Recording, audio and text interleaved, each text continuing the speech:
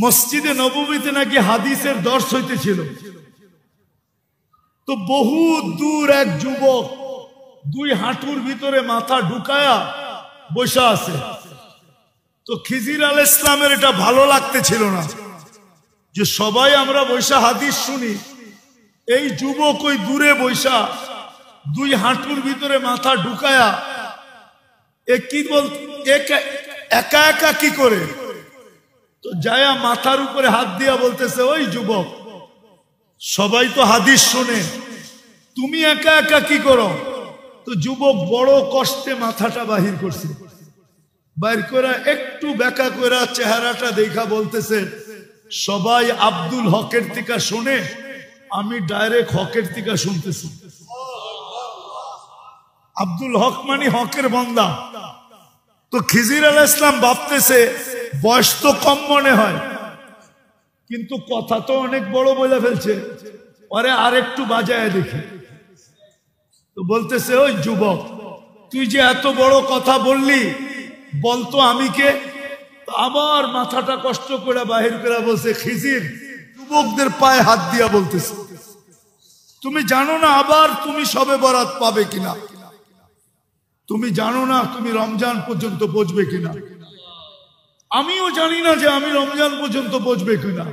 সে বড় মেডিসিন হলো আজকের রাত্রে নির্জনে বৈশা যতটুকু নিজের গুনাহ মনে আছে, যে আমি কি কি গুনাহ করছি, আমার সর্ব অঙ্গ দ্বারা কি কি গুনাহ হয়েছে, নির্জনে বৈশা ওইটাকে স্মরণ করা আর ভাবতে থাকা একটা শব্দ, যে এই গুনাহগুলা যদি আল্লাহ মিটায় না দিলেন, মুছায় না দিলেন, মাপ না করলেন, তা আমি এই চেহারাটা নিয়ে সর্বপ্রথম হাউজে কাউসারে কিভাবে দাঁড়াবো? কেননা হাউজে কাউসার থেকে যে বিতাড়িত হবে, ও সর্ব জায়গার থেকে বিতাড়িত হবে, ওকে আর কোনো জায়গায় স্থান দেওয়া হবে না। আর হাউজে কাউসারের পানি যার পেটে যাবে, ও কোনো না কোনো বাহানায়, কোনো না কোনো ভাবে, কোনো না কোনো উসিলায়, কোনো না কোনো পদ্ধতিতে, কোনো না কোনো ফাঁক ফোকর দিয়া ও জান্নাতে যাবেই যাবে, যাবেই যাবে, যাবেই যাবে, যাবেই যাবে। কেননা যেই পেটে হাউজে কাউসার যাবে, ওই পেট কোনোদিন দুযোগে যাবে না। বিদায় আজকের রাত্রটা হলো কালার রাত্র, ভিতরে রং বসানের রাত্র। আর এটার জন্য পদ্ধতি হলো নির্জনে বসো, মাথা দুইটা হাঁটুর নিচে হাঁটুর ভিতরে ঢুকায় দাও। একটা কাহিনী মনে উঠলো, যদিও আমি কাহিনীতে অভ্যস্ত না, কিন্তু প্রসিদ্ধ কাহিনী। যদি প্রসিদ্ধ না হইতো তাহলে বলতাম না। ওই মানুষের ভিতরে যে চিৎকার দিমু, এই যে এটা খিজির, বলতে দেরি, তোমাকে মানুষ গিরা ধরতে দেরি করবে না, তুমি এইখান থেকে জান নিয়ে যেতে পারবা না। তো খিজির আলাইহিস সালাম বুঝা ফেলছে যে না, আসলেই তো খিজির আলাইহিস সালাম মাথাটা নোয়ায় দিয়া বলছে, বাবা আমার জান ছাড়, আমি মোটামুটি যাই এখান থেকে, জান বাঁচায়। তো আজকের রাত্রটা হলো ওই রাত্র যে হাঁটুর নিচে নিজের মাথাটা ঢুকায় দিয়া, আমি বিশেষ করে যুবকদের পায়ে হাত দিয়া বলতেছি, তুমি জানো না আবার তুমি সবে বরাত পাবে কিনা? তুমি জানো না তুমি রমজান পর্যন্ত পৌঁছবে কিনা? আমিও জানি না যে আমি রমজান পর্যন্ত পৌঁছবো। বদমাশকে শহর থেকে গাড় ধাক্কা দিয়ে বাহির করে দিছে। কয়েকদিন পরে ওহী আসছে, মুসা আলাইহিস সালাম, আমার ওলি মারা গেছে, জানাজায় যে শরীক হবে জানাজা পড়াইতে হবে। তো মুসা আলাইহিস সালাম বলতেছে, আল্লাহ একা জানাজা পড়াবো কি কইরা? একা কি কইরা? আল্লাহ জোশে চলে আসছে যে মুসা, আমার বন্ধুর জানাজায় যে শরীক হবে, আমি তার গুনাহ মাফ করব, আমি তার গুনাহ।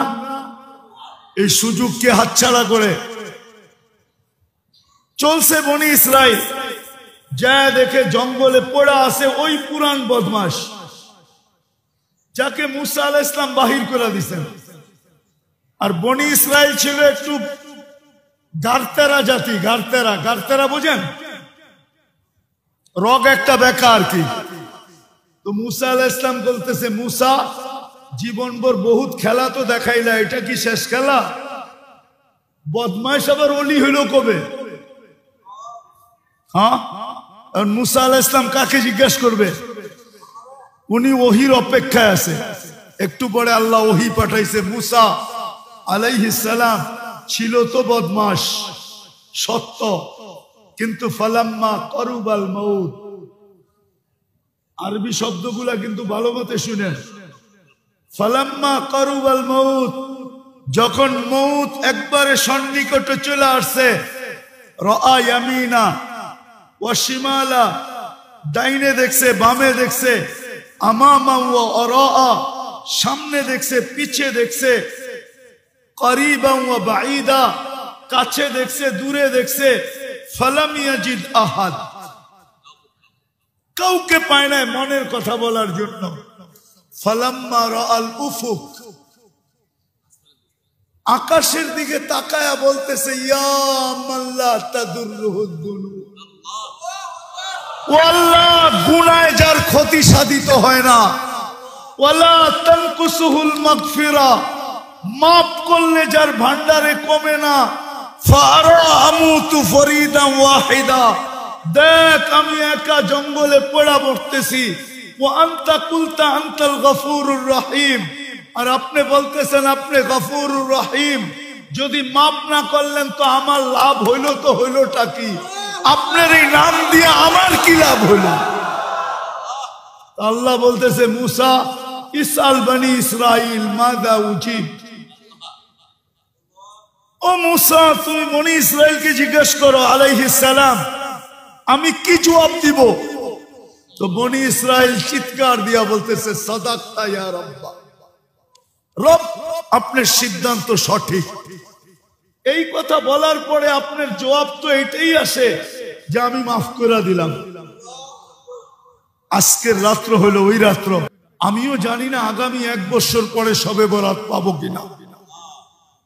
আজকের রাত্রটা হলো কালার রাত্র। নিজেকে রঙিন করো। ঘ্রাণ না নিতে পারো তো কমসে কম তুমি নিজেকে রঙিন করো। হাঁটুর ভিতরে মাথা দুটা ঢুকাও আর নিজের গুনাহগুলাকে স্মরণ করো যে আমি এতটুক বয়সে কত কত গুনাহ করলাম, ডেলি কতগুলা করি, কতগুলা করলাম। কালকে আল্লাহ যদি আমাকে মাফ না করলো তাইলে আমি কালকে আল্লাহর রসুলের হাউজে কাউসারে দাঁড়াবো তো দাঁড়াবো কি করে? যদি বিতাড়িত করে দিল তাইলে আমার হবে তো হবে কি? দ্বিতীয় হলো আমি আল্লাহর কাছে যায় দাঁড়াবো কি করে? কি করে দাঁড়াবো? আমি একটা হাদিস থেকে কাহিনী দিতেছি, হাদিসের না হইলে এটা দিতাম না। বনি ইসরাইলে এক বদমাশ ছিল যার নাম ছিল কিফিল। কি কিফিল? কিফিল বদমাশ ছিল। সে প্রতি রাত্রে জিনার পিছনে বর্তমান টাকায় 50 থেকে 60 লক্ষ টাকা খরচ করে। আর এটা তার নিশা ছিল। আল্লাহ তাকে এত টাকা দিছিলেন যে পাহাড় পর্যন্ত তার টাকার সামনে হার মানত। একদিন এক মেয়েকে নিয়ে আসছে, তো কামরার ভিতরে ঢুকায় বলতেছে আমি প্রস্তুতি নিয়ে আসতেছি। যখন নিয়ে আসছে প্রস্তুতি, তো দেখে মেয়ে অজরে কাঁদতেছে। তো বলতেছে, ওই মেয়ে কাঁদিস কেন? আমি তো তোকে টাকা দিয়ে নিয়ে আসলাম, তুই নিজেই আমার হাতে ধরা দিলি, আমি তো তোকে জোর করে আনি নাই। তো মেয়ে বলতেছিল, শোন কিফিল, আমি বাজারি মেয়ে না, আর এটা আমার পেশাও না। যে কোনো বিপদের কারণে আমি তোর হাতে ধরা দিতে বাধ্য হয়েছি। কিন্তু কাঁদি কেন জানিস? কালকে এই চেহারাটা আল্লাহকে কি করে দেখাবে? এতটুকু কথা তীর মারলে মনে হয় কিফিলের দিলে এত জোরে লাগতো না। এতটুক কথা এত জোরে লাগছে, কিফিল একটা চিৎকার দিয়ে মাটিতে পড়ে গেছে। বলছে, বোন, একদিনে তোর এই অবস্থা, এখন পর্যন্ত কর্ম তো ঘটে নাই। নিয়ে আসছি বটে, কর্ম তো ঘটে নাই, তাই তোর এই অবস্থা, কালকে আমার কি হবে? সে একটা চিৎকার দিয়ে মাটিতে পড়ে গেছে আর বলছে, বোন, তোর কথা তীরের চেয়ে বেশি আমার দিলে লাগছে। আমি হাত তো দূরের কথা, তোর গায়ে আঙ্গুলও দিব না, টাকার থৈলি তোকে দিয়া দিলাম, কিন্তু একটা অনুরোধ করতে বলবো না। বলছে, সেই অনুরোধ কি? বলছে, তুই চোখের পানি দিয়ে আল্লাহকে একটু বলে দে না যে আল্লাহ যেন আমার তওবাটা কবুল করে। আমি তওবা করলাম। ওই রাত্রেই কিফিল মারা গেছেন। সোনালী অক্ষরে দরজায় লেখা উঠছে, বা ওই জমানার নবীর কাছে পয়গাম আসছে, কদ গফার আল্লাহু লিকিফলিন, আল্লাহ কিফিলকে মাফ করে দিয়েছে। বিদায় একদলকে দাঁড় করায় রাখবে, একদলকে দিয়া হট্টগোল করাবে, আওয়াজ উচ্চ আওয়াজ করাবে। আল্লাহ কিন্তু এখন প্রথম আকাশে, আমাদের দুনিয়ার ছাদে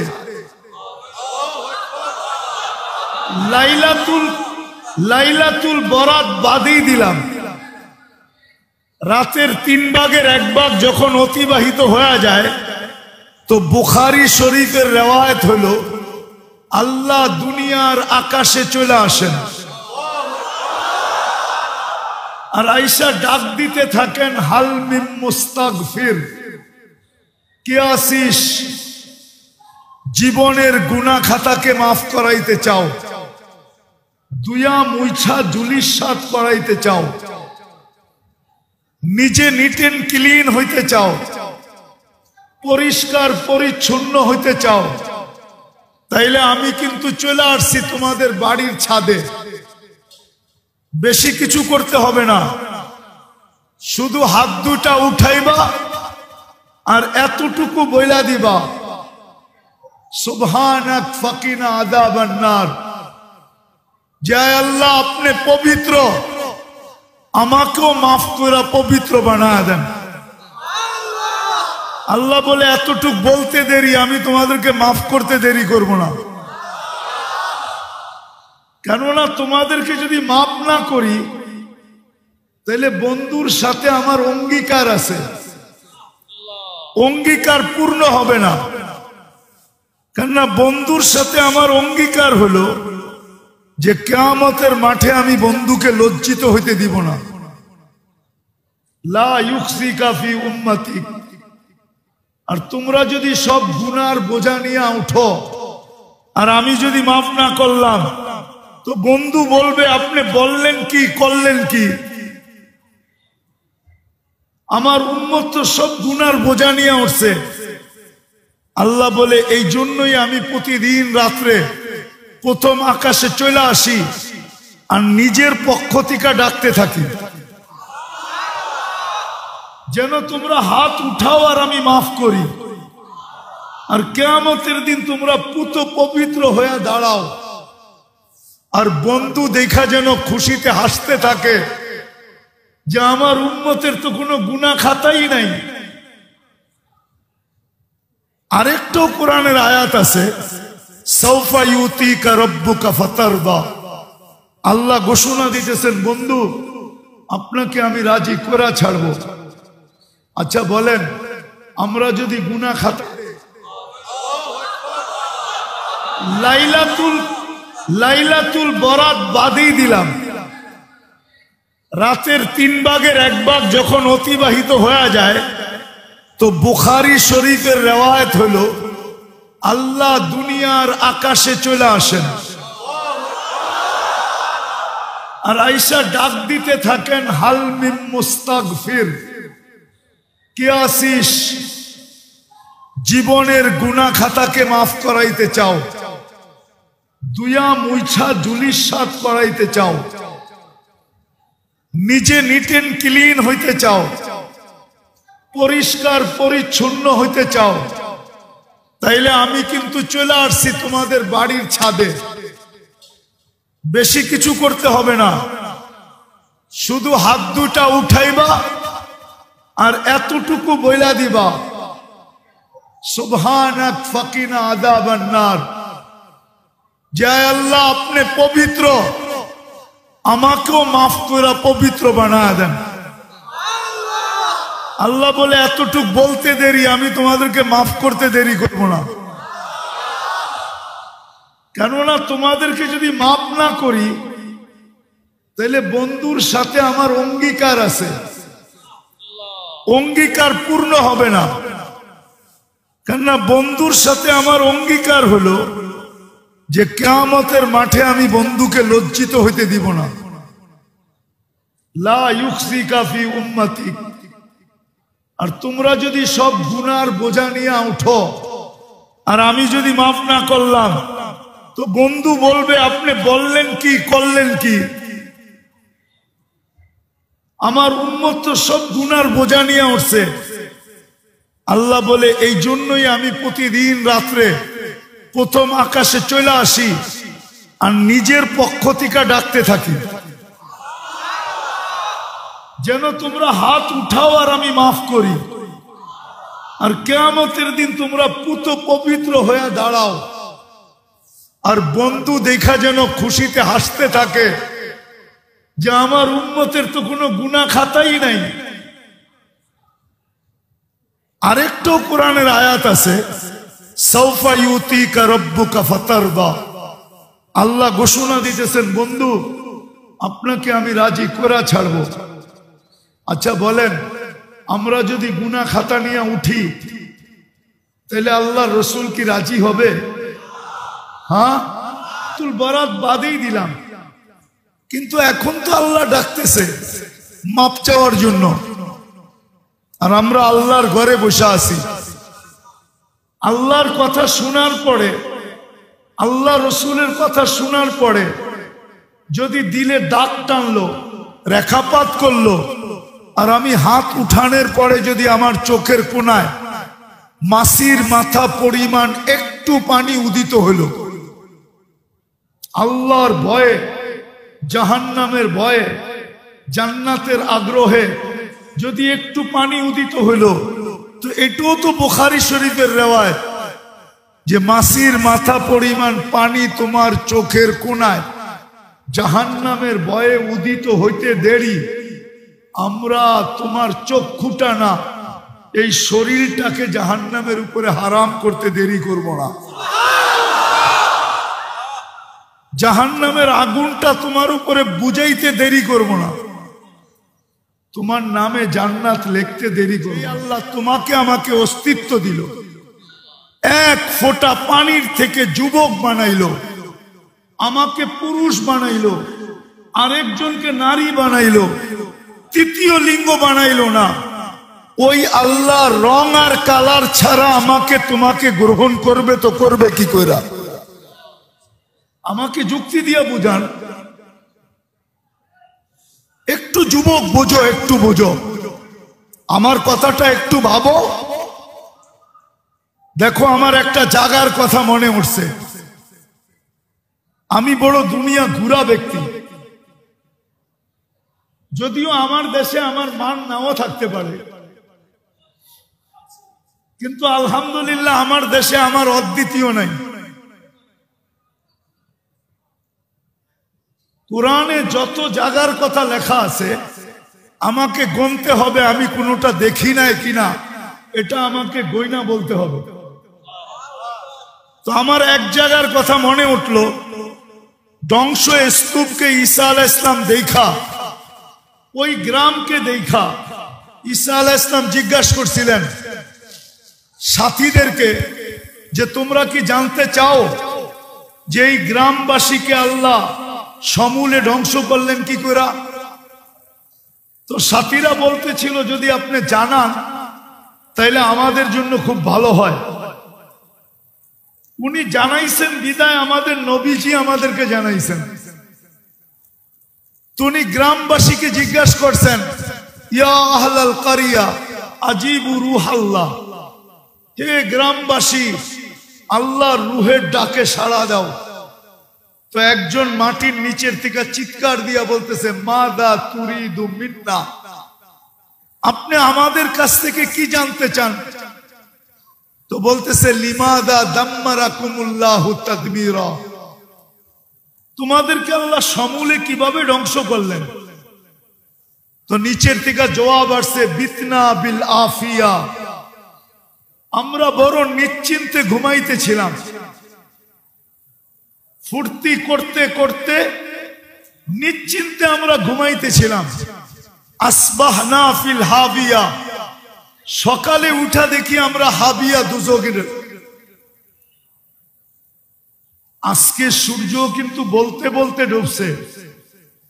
বাংলাদেশের উপর দিয়া যখন ডুবতে ছিল তো বলতে বলতে ডুবছে, লান আউদ ফি হায়াতিকা আবাদা।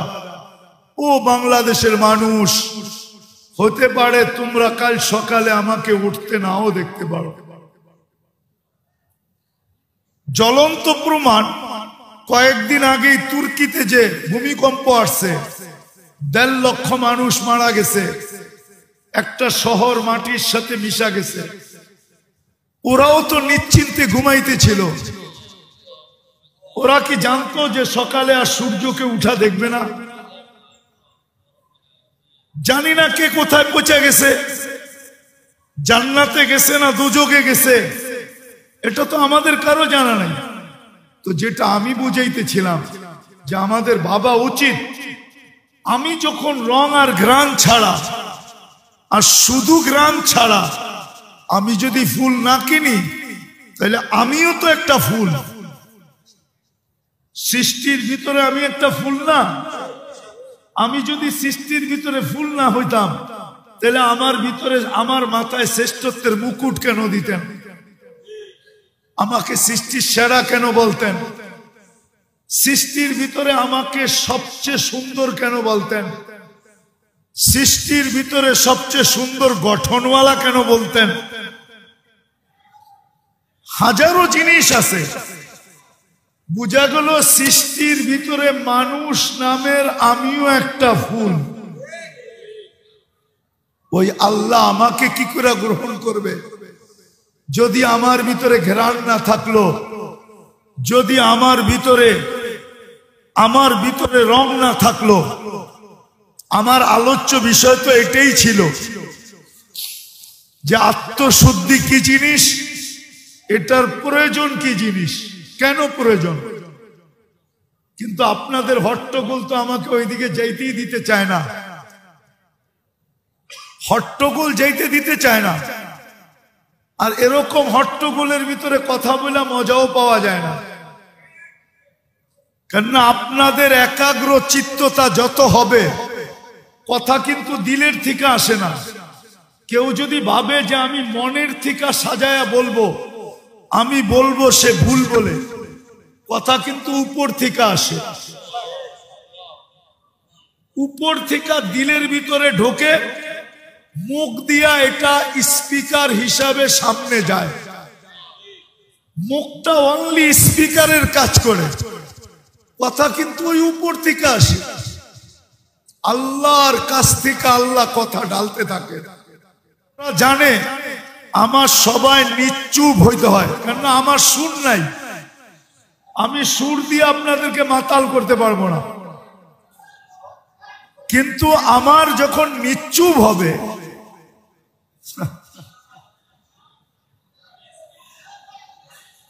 তখন কথা দেখা যাবে উপর থেকে আসবে। আল্লাহ দিলের ভিতরে ঢালবেন। হতে পারে আজকের মজমা এই রাত্রটা 12টা নামে নামকরণ আছে। এই রাত্রটা শুধু আমরা একটা নাম জানি, 13টা নামে নামকরণ আছে এই রাত্রটা। কয়টা? আমরা জানি শুধু একটা, কি 12টাই জানি না আমরা। এই রাত্রটাকে 13টা নামে নামকরণ করা হয়েছে বিভিন্ন কিতাবে। আমি আপনাদেরকে বুঝাইতে চাইতেছি, যারা বলে যে এই রাত্রের কোনো অস্তিত্বই নাই, কোনো অস্তিত্ব নাই। আচ্ছা, এই রাত্র কি 2-1 বছর আগের থেকে শুরু হয়েছে? কবের থেকে? আচ্ছা, শাবান কবের থেকে? আগে আসেন শাবান। শাবান মাসটা কবের থেকে? এটা কার থেকে নির্ধারিত? এটা কি আমরা বানাইছি? হ্যাঁ, কোরআনে আছে ইসনা আশারা শাহরা, 12। তাহলে আমাদের নবীজি শাবান বলে গেছেন, ঠিক না? হ্যাঁ, তাহলে বোঝা গেল নিসফুম মিন শাবান, শাবানের 15 তারিখের রাত্র। এটাকে 13টা নামে নামকরণ করা হয়েছে। আমরা জানি শুধু একটা নাম, কি? লাইলাতুল। 12টাই আমরা জানি না, ঠিক না? নামকরণ কয়টা? 13টা। আপনাদের হট্টগোল কিন্তু আমাকে অনেক দূরে নিয়ে গেছে। 13টা নামকরণের ভিতরে আমরা একটা নাম জানি, আর একটা নাম নিয়েই আমাদের বিভক্তি। কেউ বলে লাইলাতুল বরাত নাই, আমি বললাম ঠিক আছে, একটা নাই, আরো 12টা তো আছে। হ্যাঁ, একটা নাই, আরো 12টা। কি একটা নাই? একটা নাই দেখা কি 13টার ভিতর থেকে 13টাই নাই? একটা নাই, কি নাই? একটা নামকরণ নাই, আরো তো 12টা, আরো 12টা নাম আছে। বিদায় এই রাত্রের কথা মনোযোগ দিয়ে শুনা লাভটা হবে কি? আমি এই রাত্রের কথা বলতে বসি নাই, আমার আলোচ্য বিষয়টাই হলো আত্মশুদ্ধি। কি? কোরআনের সবচেয়ে বড় কসম আছে, কোরআনের 7টার উপরে কোনো কসম নাই। ওয়াশ-শামসি ওয়া দুহাহা ওয়ান-নাহারি ইযা জাল্লাহা ওয়াল-লাইলি ইযা ইয়াগশাহা ওয়াস-সামাই ওয়া মা বানাহা ওয়াল-আরদি ওয়া মা তুহাহা ওয়া নাফসিন ওয়া মা সাওয়াহা ফাআলহামাহা ফুজুরাহা ওয়া তাকওয়াহা কদ আফলাহা মান যাক্কাহা। 7 কসমের পরে আল্লাহ বলছেন, আমার কাছে তোমাদের কাছে যেরকম প্রথমে তালাশ করো, রঙও লাগবে, গ্রানও লাগবে, কিন্তু রং আর গ্রানওয়ালা মার্কেট আউট, কোথাও পাওয়া যায় না। এখন যুবক তালাশ করতেছে যে একটা রং আলা হইলেও চলবে, নাইলে কিন্তু জুতার বাড়ি, নাইলে কিন্তু গেলেই তো জুতা দেখাবে, ঠিক না? মনে হয় বুঝাইতে পারি না। হ্যাঁ, আল্লাহ বলে 7 কসম খায়া বলতেছেন যে আমার কাছেও কিন্তু রঙও লাগবে, গ্রানও লাগবে। রঙও লাগবে, রঙও লাগবে, গ্রানও, রঙও লাগবে, গ্রানও লাগবে।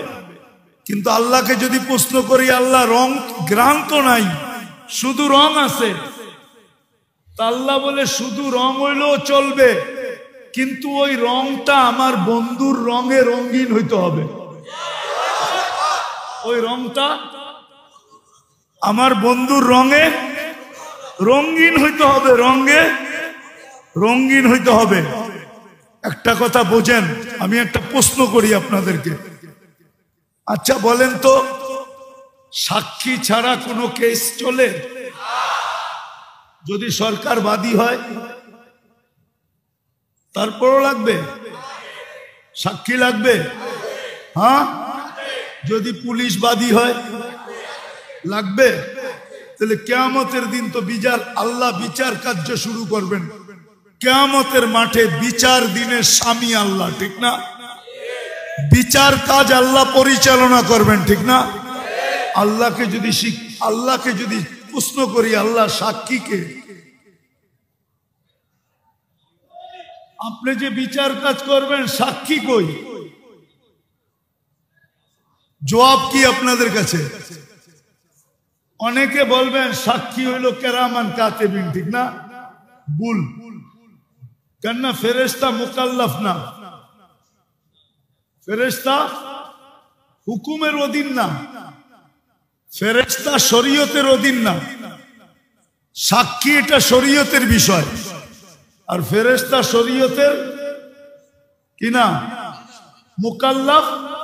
কিছু আলেম ওলামা আছেন তো এখানে, বুঝেন তো? ফেরেশতা শরীয়তের মুকাল্লাফ না, তাহলে ওরা সাক্ষী দিবে তো কি করে? ওরা পেপার দিতে পারে কিন্তু সাক্ষী দিতে পারে না। লিখিত পেপারটা দিতে পারে, সাক্ষী দিতে পারে না। তো আল্লাহ বলে আমি সাক্ষী এই উম্মতে মুহাম্মাদীকে নির্ধারণ করছি। আমরা হইলাম কিয়ামতের মাঠের রাজ সাক্ষী। রাজ সাক্ষী বুঝেন? কিছু সাক্ষী থাকে বিলকুল গোপনীয়, এটাকে কি বলে?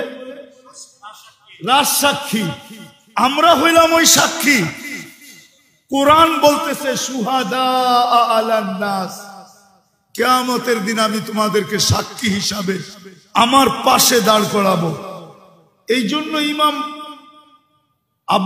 জন্য জালালউদ্দিন সুয়ুতী রহমতুল্লাহ আলাইহি মুস্তাকিল একটা কিতাব লেখছেন এই আয়াতের উপরে, সুহাদা আলান নাসের উপরে। উনি মুস্তাকিল একটা ছোট একটা বই লেখছেন, ছোট একটা কিতাব।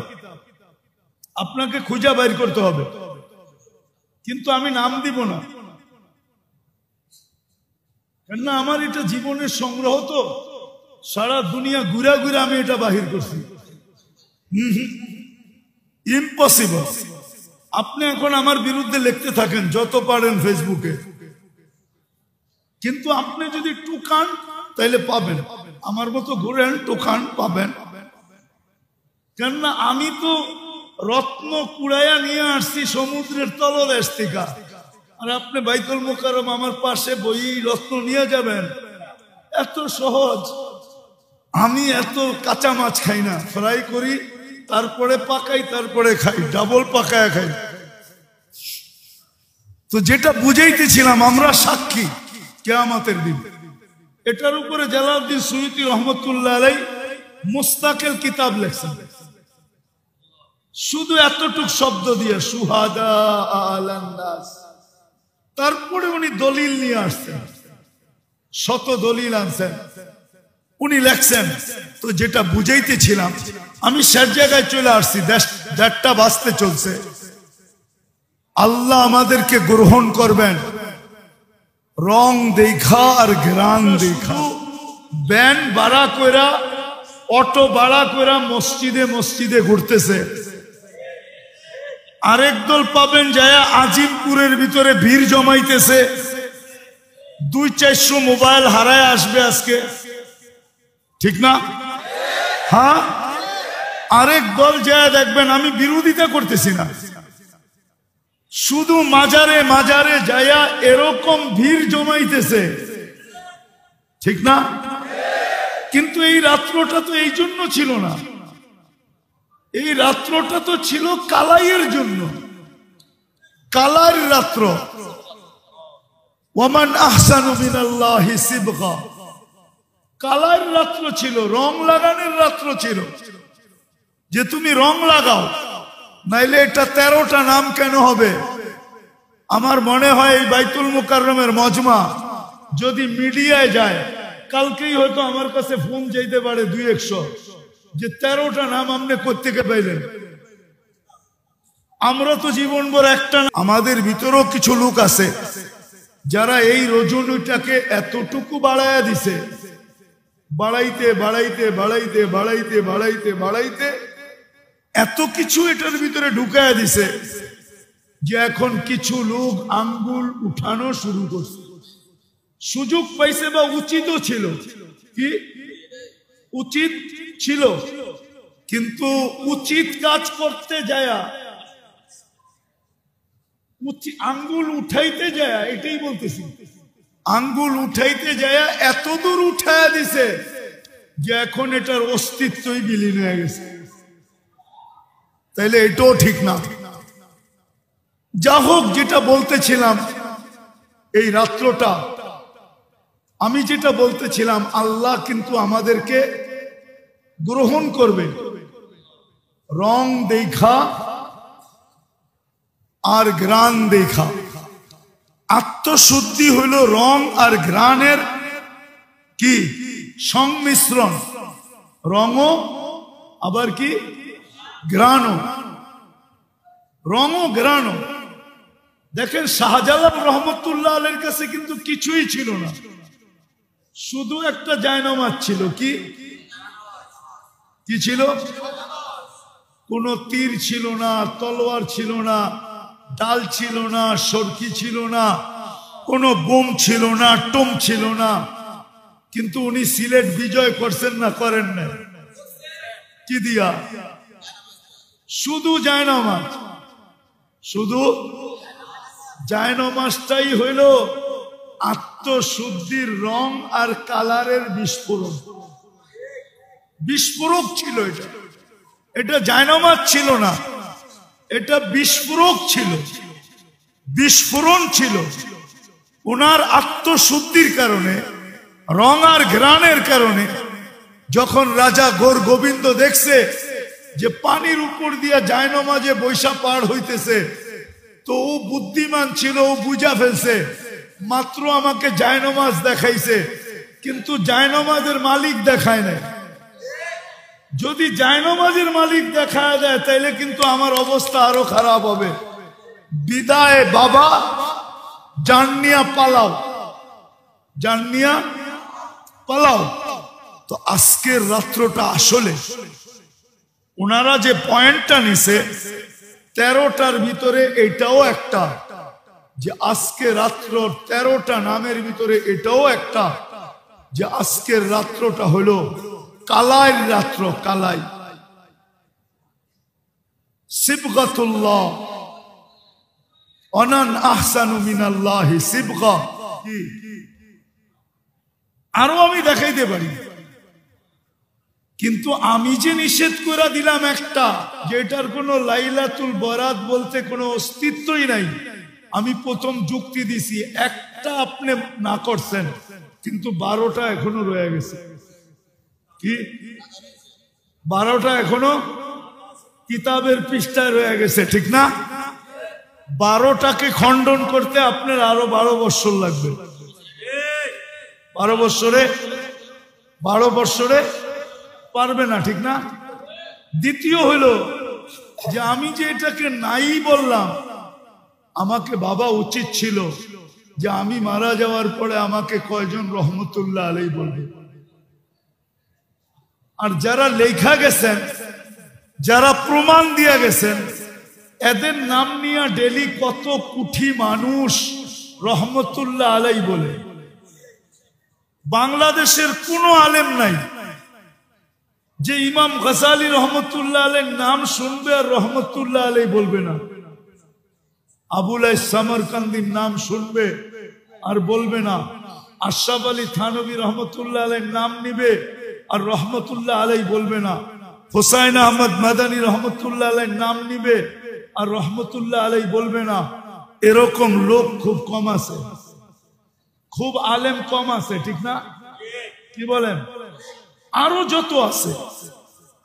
দ্বিতীয় আরেকটা কথা হলো, বলেন শয়তানের হাত থেকে নিরাপদ একমাত্র কে? নবীরা হইল মাসুম, নিষ্পাপ, আর সাহাবারা হইল শয়তানের হাত থেকে নিরাপদ। ওনাদেরকে বলা হয় মাহফুজ। ওনারা কি নিরাপদ, ঠিক না? আর আমি কি নিরাপদ? হ্যাঁ, আমি কি নিরাপদ না? আমি যতদিন পড়তেছিলাম আমার সাথে যেটা আছে, ও কি ট্যাবলেট খায় ঘুমাইতেছিল না বাবা খায়া ঘুমাইতেছিল? ও তো আমার সাথে পড়তেছিল, ঠিক না? হইতে তো পারে এই কথাটা আমার না হইয়া আমার সাথে যেটা আছে, যার হাত থেকে আমি নিরাপদ না, কথাটা হয়তো ওরও হইতে পারে। মনে হয় বুঝাইতে পারি, বুঝাইতে পারলাম? ওর পক্ষ থেকেও হইতে পারে, ঠিক না? পরে হয়তো দেখা যাবে এটা স্লিপ অফ টাং, আমার কথাটা স্লিপ হয়ে গেছে। স্লিপ অনেক সময় হয় না, কথা কি হয়ে গেছে?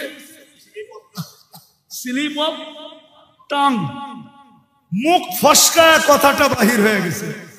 কিন্তু মিডিয়ার যুগ, এই যে আমি বলতেছি মিডিয়া তো চালু আছে, ঠিক না? এটাও তো সারা দুনিয়া ছড়ায় যাবে, জানাবে না? কালকেই দেখা যাবে এটা কত হিডিং এ আসতেছে, একটু পরের থেকেই শুরু হবে এটা চলা। তো বিদায় যেটা বুঝাইতে চাইতেছিলাম, এই রাত্রটা বিলকুল উড়ায় দেওয়ার রাত্র না, যেটাকে আমি উড়ায় দিব। হ্যাঁ, এটাও সত্য, আমাদের ভিতরে কিছু লোক আছে যারা এই রাত্রটাকে এতটুকু অতিরঞ্জিত করছে যে করতে করতে করতে করতে এরকম একটা স্তরে নিয়ে গেছে যে কিছু মানুষের আঙ্গুল এটার উপরে উঠা গেছে। আর উঠানোটা উচিত ছিল, কি উঠানোটা উচিত ছিল অতিরঞ্জিত করার কারণে। যেমন আল্লাহ রাসূল সাল্লাল্লাহু আলাইহি ওয়াসাল্লাম বলছেন যে আমার প্রশংসা এতটুকু করো না, আমার প্রশংসা এতটুকু করতে করতে করতে করতে আমাকে আল্লাহ পর্যন্ত নিয়ে যেও না। এই জন্য উনি বলছেন লা তাজআল কবরি ওয়াসানা, আমার কবরকে কিন্তু মূর্তি বানাও না। লা তাজআলনি কবরান কবরি ইউবাদ, আমার কবরকে পূজার জায়গা বানাও না।